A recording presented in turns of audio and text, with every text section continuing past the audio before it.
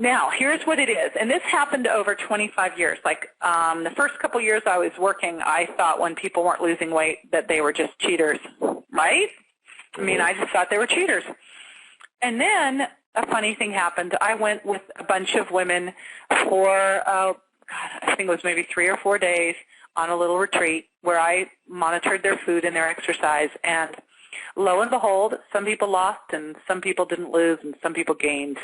And that's when I knew that it wasn't a cheating issue, and that our bodies are not bank accounts, and that weight loss is not purely creating a caloric deficit, that there's more at play here. And I started to try to figure out what the heck that could be, because you know what? I was a personal trainer back then. I was doing a PhD in exercise phys and just starting to get into nutrition. And I was determined to figure it out, because if my clients didn't get results, hey, I did not get, they didn't sign back up again. So I had to figure out how to do this to have a job, right, to have a business. Right. And that's kind of when I started to make the shift into nutrition, because I realized you can't, exercise enough to compensate for a poor diet. And when you put diet and exercise together, it's not 1 + 1 = 2. It's like 1 + 1 = 100. And that I kind of ran out of classes in exercise physiology, but my gosh, nutrition, functional medicine, hormones, pharmacology, I've taken 38 courses now, and I'm like still have so many left. I'm like, oh my gosh.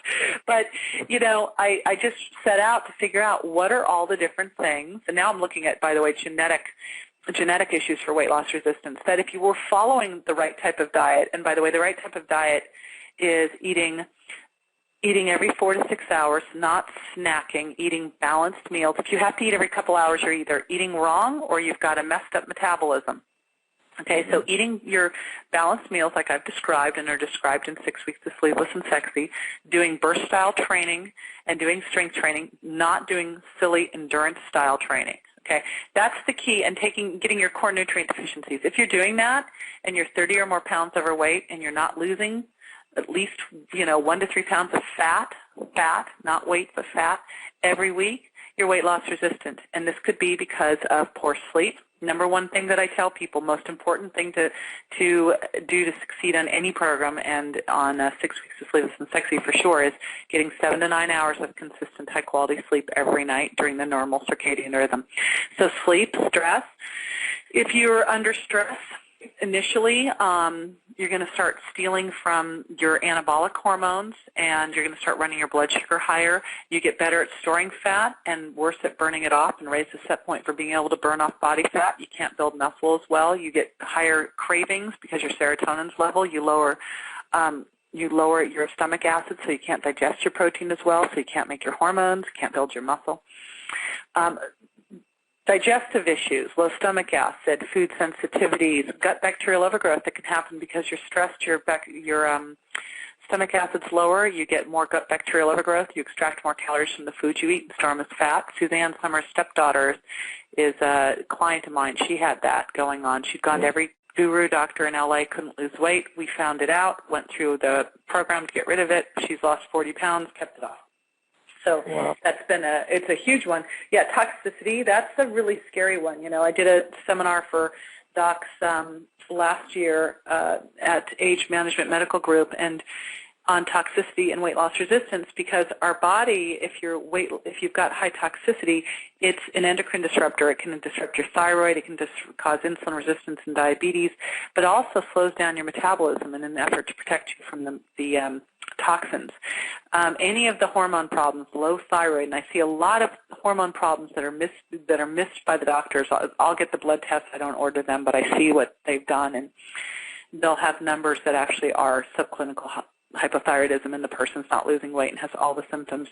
Sex hormone imbalances, you see a lot of that due to stress.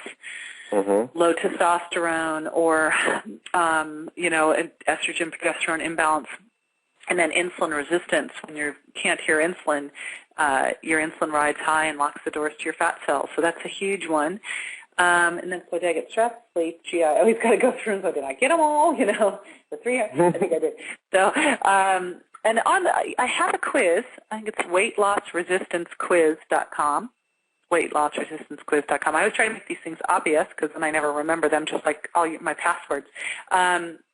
You can go there. You can find out if you're weight loss resistant, and it'll tell you which areas are your likely areas. We like to do a lot of testing. I like to test, not guess, because it's just frustrating to kind of play around with these things when so many things that you have going on, like, may not necessarily even have symptoms. I had gut bacterial overgrowth and low stomach acid with 0 symptoms.